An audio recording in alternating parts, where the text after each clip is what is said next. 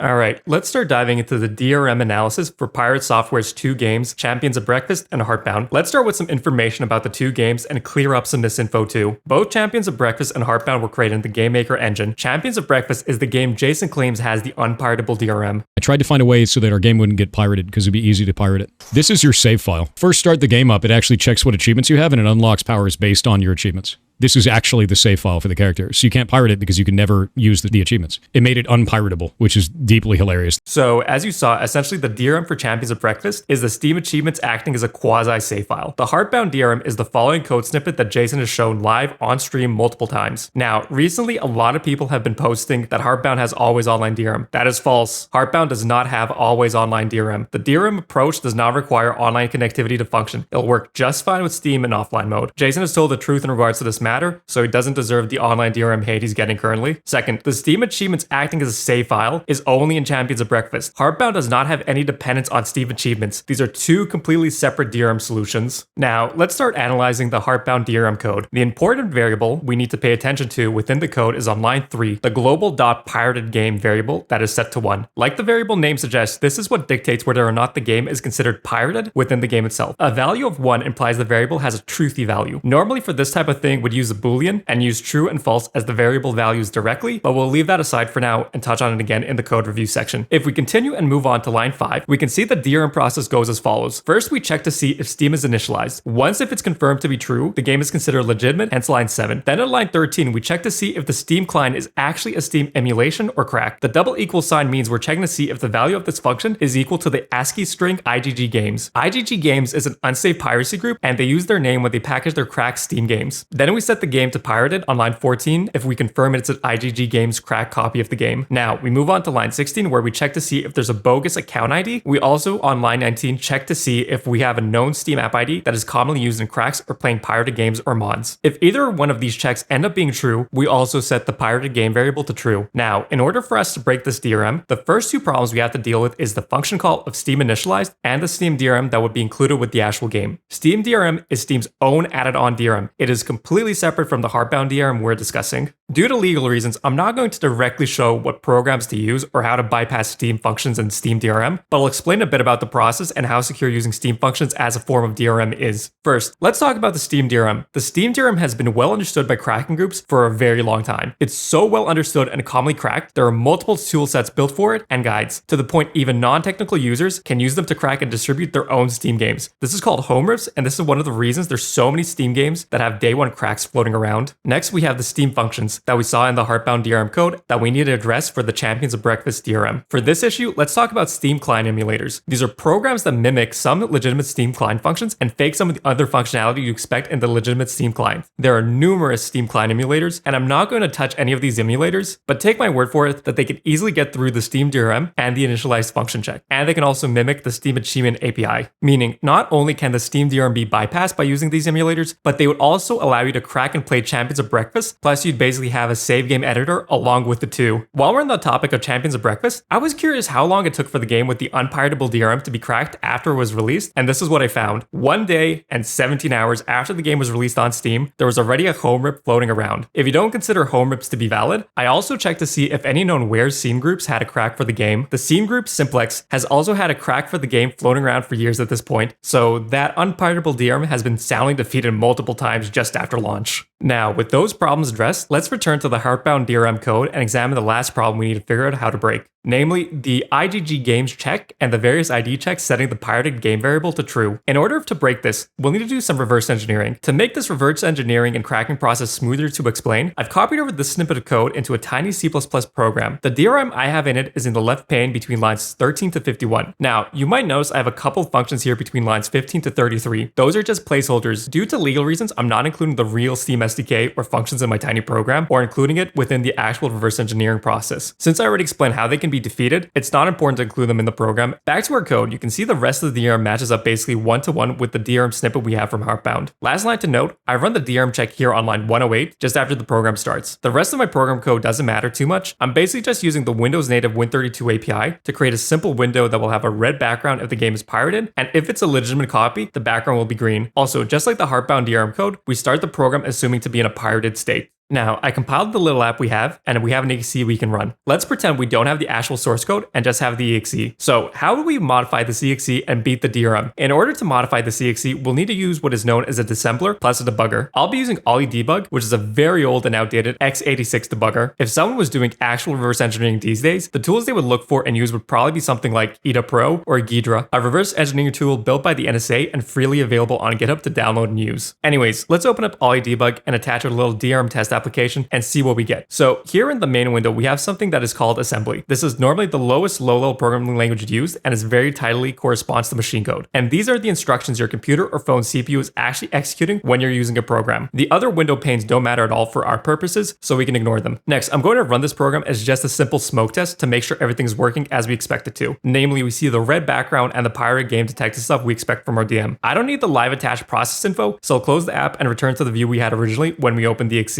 Now, remember earlier how I mentioned IGG games was an ASCII string? Well, that's what we're going to search for. Since the string isn't obfuscated and will be in plain text, we can easily search for it and hunt it down. Alright, I see 2 IGG game strings in our search. Let's just go and open the first one and see what code is there. The first function looks similar to our stub function in our C++ code. The second IGG game strings is just a bit beneath, so let's look at that. Now we see something interesting, notably the D word pointer and the line ending with 0. If we look just a few more lines below, we see more D word pointer lines, except these ones end with 1. I hope everyone is catching on and you realize these are the lines of our original C++ source code setting the pirated game variable. Now, since we already know this is the DRM function, what happens if we change the values in those lines below to 0? With all that changed, let's try running our little application again, and we've successfully cracked the DRM, since now the pirated game variable at every point in our program code will always report back false. Now, I'm sure many of you watching have questions and concerns, stuff like, what if Pirate never shared the DRM code? You wouldn't be able to do this so easily and quickly. Or maybe something like, your app was made in C++, Heartbound is made in GameMaker, so the output files and structure would be different. First, let's pretend we didn't know what the DRM code looked like and we're doing a real blind reverse engineering attempt at cracking the DRM. Let's go through this scenario. Let's assume we already have the original game files. Now we open the game, and let's say we're using one of those Steam client emulators I mentioned from earlier in the video. Let's say we're playing through Heartbound and trying to find information to use to actually crack it. Well, we're in luck. Since Heartbound has a piracy message, if you somehow manage to pull this exact scenario I'm describing, here's a screenshot from a user that owns a legitimate copy of the game, and they managed to trigger this pirate message on their Steam Deck, meaning 2 things. 1, the DRM is so bad it has false positive activations, which I find funny, and 2, we have our unique identifiable mostly unobfuscated ASCII string to search for in our debugger. The pirate message string is unique enough that we can use it to hunt down the DRM code within the debugger. The reason being, in order for the message to appear, it has to either be checking the pirated game variable or is close to the DRM check function, because otherwise it wouldn't be able to be triggered. In either case, we have enough info from this alone to hunt down the DRM and break it, even if we didn't have the original DRM code snippet for reference. Now, let's talk about the C++ versus GameMaker issue. GameMaker is a game engine, and it has its own process of packaging up a game built together and will include much more files than just a single exe. You might think this would make the cracking process more difficult, but the exact opposite is actually true. The reason is GameMaker builds are something that is well understood, and there are lots of decompilation tools. You might remember me using the term compilation earlier in the video, so let me explain these 2 terms a bit more clearly now. When you have, for example, our C++ source code and you're trying to turn it into an executable the computer can run, this is called compilation, the process of turning code into instructions the computer can actually understand and can execute. Decompilation is the process in reverse. You have some kind of application and you're trying to convert it back into what the original source code looked like, meaning you can use a decomp tool on the GameMaker build and get back GameMaker language code that it looks somewhat close to the original source code, which also means you'd have an easier time hunting down the DRM code since it's easier to reason about in a GameMaker language than it is in raw assembly. So the C++ reverse engineering example I demonstrated is actually harder and more worst case scenario, relatively speaking, to trying and figure out the crack. Now, to the last question everyone might have, what if that pirated game variable didn't exist and you couldn't change the value to 0? Well, nothing changes even if that was the case. Why? Well, the DRM is so stupidly simple and there isn't any application security measures to prevent reverse engineering or tampering with it. We could have just ripped out the entire DRM function and left it empty. We could have found the places the DRM checks were called and removed them instead. Regardless of what we chose, there's at least a few dozen working options to pick from. And all of this also applies to the actual Heartbound game, not just to the tiny C++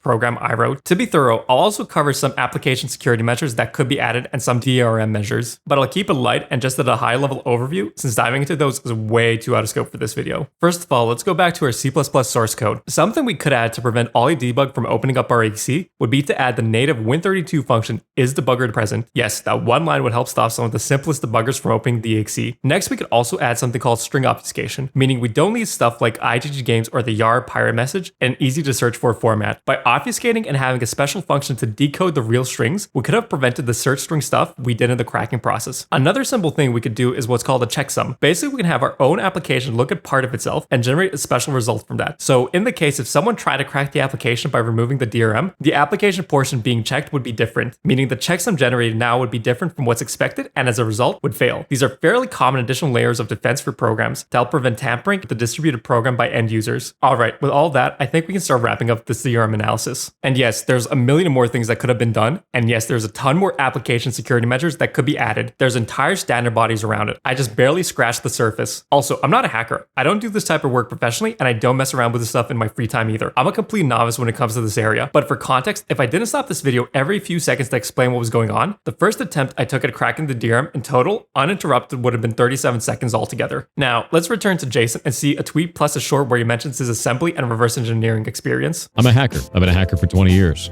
Part of my job throughout that was working in the games industry. I was one of the guys sitting there pulling down every bot that worked for every MMO that we worked on, everything at Blizzard, grabbed every single one of those, pulled it out into assembly, grabbed the code cave from it, removed the polymorphic. The section is pretty long, so we'll save breaking down the code cave and polymorphic code comments and nonsense, and his comments to VX Underground for maybe a part 3 video related to his hacking claims. The only part from here we need to care about for now is Jason has confirmed to have done reverse engineering and gone through and read assembly, similar to what we did earlier. That was another reason I chose to use C++ and Nolly debug, since those would have been the language and tool he would have been using during his time period at Blizzard or earlier, since those were some common choices back then. Now, while in part 1 I leaned towards distrust, but I gave him the benefit of doubt on a few of his hacking points, I think it's clear to see Jason doesn't seem to know a whole lot on how to create a secure application or how to set up a real custom DRM solution. And while this entire video I've been referring to all this as DRM, it really doesn't deserve to be called as such. I can fairly confidently say Jason barely has any application hacking knowledge that you would expect someone to have with his supposed history and experience. So the fact he doesn't even seem to understand any of these concepts or problems makes me fairly confident in saying his reverse engineering and assembly claims are mostly made up stories or complete and outright lies. Let's leave the DRM stuff behind us now and move towards the code reviews. Before I start doing the reviews themselves, let me give some additional context. If you watched part 1, you would know Jason supposedly started doing dev stuff in 2002, meaning at this point in 2025, he has 23 years of experience programming. When he started working on his first game, Champions of Breakfast, he had somewhere around 13 years of experience. So when he started seriously working on Heartbound, he should have been very familiar with GameMaker and the GameMaker language. Also, he's the owner of the game studio and the only person who's ever touched the code on the Heartbound game. So I don't want to hear any nonsense like his code's bad on purpose for job security or someone else wrote the garbage code and he inherited and has to maintain it. Lastly, all the code we're going to look at is modern and should still be in the game based on what I could find from his live streams. So this is a reflection of his current abilities. I'll be saving all my comments related to Jason's coding abilities for after I finish all the code reviews. Also, let me break down my criteria and rules I set for myself so everyone understands why I chose these code snippets and how I'll be offering advice and comments on them. First off, the code snippet had to be something I had confirmed to be shown on Jason's streams. I had a ton of people sending me code snippets in text over the last few days, so while it might be Jason's code, if I couldn't confirm it, I decided to skip it for the sake of fairness. So every code snippet we'll review today is something I can personally verify has been shown on one of his streams and is legitimate Heartbound code. Second off, the code needs to be a reoccurring problem or have significant impact on a large part of the code base. So I won't be reviewing some throwaway script on some small unimportant object, like some random tree object that has an attached script. This I think is kind of pointless to review, so I skip those kind of super low hanging fruits. Thirdly, unless I absolutely have to, I won't drastically change the code. I'll offer solutions and improvement paths that can be taken to make the current code reach some junior level baseline of quality. Also, I'll limit my advice to things that are possible in the GameMaker language and engine. So design patterns and practices that are possible in other engines or languages, but not easily doable or possible in GameMaker, I'll be skipping. Fourth, I largely won't be talking about performance. We're just trying to get the code to something readable that a real development team could realistically understand and work on. Having performance discussion and talking about entirely different data structures and game design patterns is too far removed from the topics of this video. Plus, the Heartbound game is extremely simple, so additional improvements here won't truly matter. Fifth, if I basically covered all the issues another code snippet would have, I won't cover the other similar snippets. Basically, there are like 100 files with the exact same problems and issues, so if I address the issues other code snippets would have during the other snippet reviews, I'll skip over anything too similar so this video isn't stupidly long and repetitive. Yes, there's that many problems with the code base, I felt I needed to add these rules and criteria. With all that out of the way, let's start with some actual code reviews. We'll bring back the DRM snippet and we'll open up a few other snippets as well. If you remember at the start of the video, I talked about truthy and falsy values on the pirated game variable, and I it brought up the term booleans. Booleans are a basic data type in nearly all programming languages, and you would use the values of true and false directly when you're checking to see if a variable is, well, true or false. So if we look at these code snippets, we can see Jason is using 0 or 1 in numerous places, instead of using the appropriate data types and values. This is a sign of a more amateur programmer. I just wanted to clear this up now, so we won't have to repeat this in every single code snippet we look at. Now, let's drill down into a specific code snippet. We'll start with the one from the bottom left.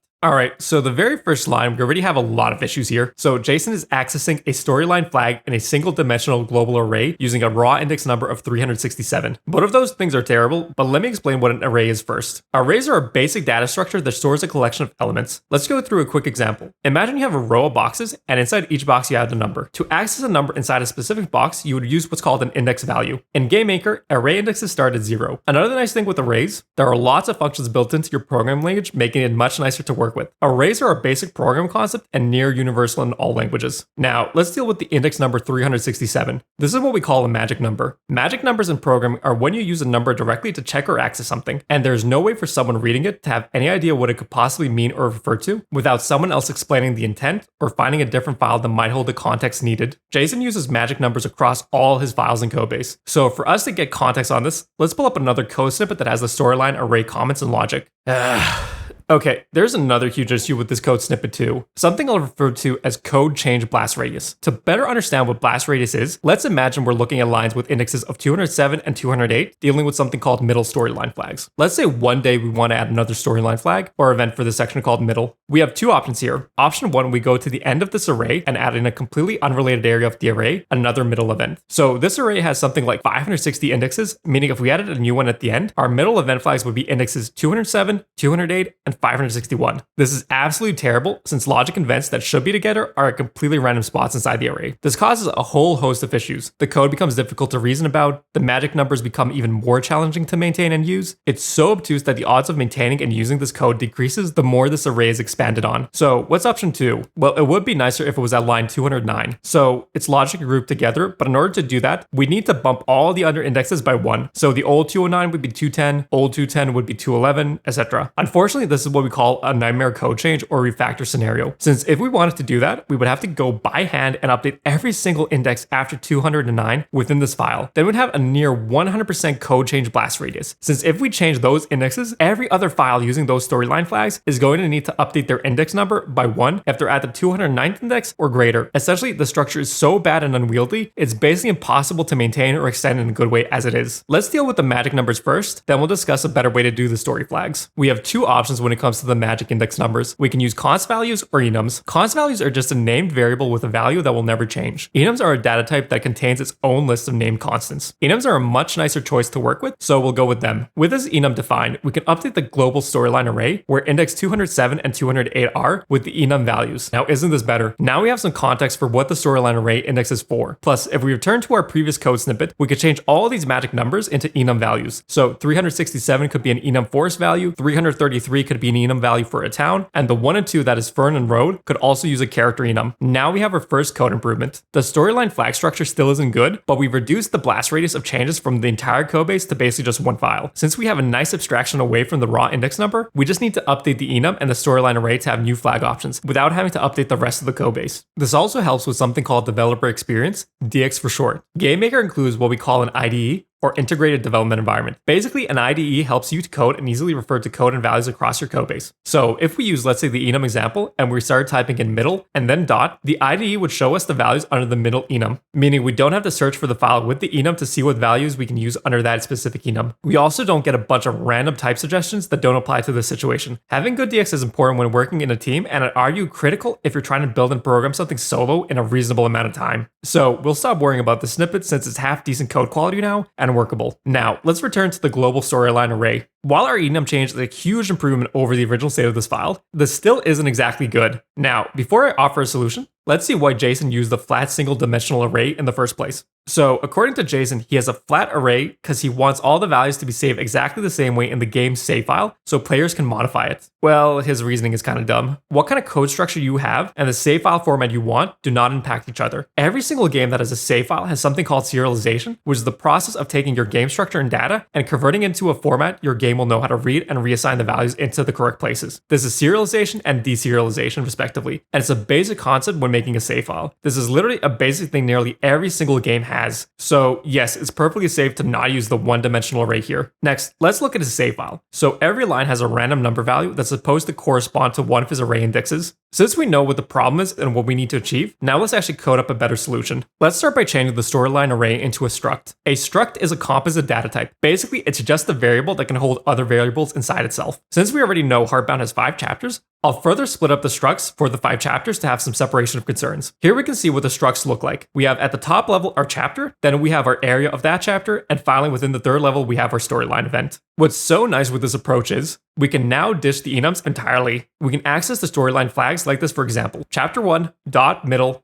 Joe sunglasses. Not only is this incredibly clear on what value we're trying to access, but now we also have nearly no code change blast radius if we want to modify a flag or add a new one. The setup also makes it safer if we're working in a team, since now if any changes are made to any of these structs, you wouldn't cause cascading issues to the rest of the flags, as was the case with the raw index usage. While this is nicer to use, this isn't the only benefit. In GameMaker, it's incredibly easy to iterate through a struct. So what we can do for the save game logic is the following. We can take our struct, go through the key value pair, and since we know the depth level, we can nicely format the save file to include the chapter, the section, and the story flags. For example, here we can clearly see which flag is for Joe's sunglasses. Another huge benefit using these key values directly from the struct is, we added some freedom to make refactors and code changes possible. Since we have the struct key inside the save file for the flag, in the future, if we wanted to change our code order of flags or add new ones, the struct of the save file wouldn't matter. We'd still be able to easily read in the right values. I think this is an important thing to care about. Since the game Heartbound is still in early access, the odds of changes occurring to the various parts of the game are high. And with this save file approach, we're basically in the clear to be as wild with our code changes as we want, and still ensure every player that is keeping up with the game updates is never negatively impacted by them. Also, one other minor thing, I threw in the save file or version number at the top for example. This helps ensure if we're making drastic changes between game versions, you can easily check what version of the save file you have and internally how to update it. Basically, it's just a good practice to ensure players aren't impacted by the behind the scenes work and progress on the game. With this solution done, let's now look at the code comments from the original snippet. With their structure and clarity, we can start cutting out large portions of these comments. We could keep the value conditions since that seems fine. While on the topic of comments,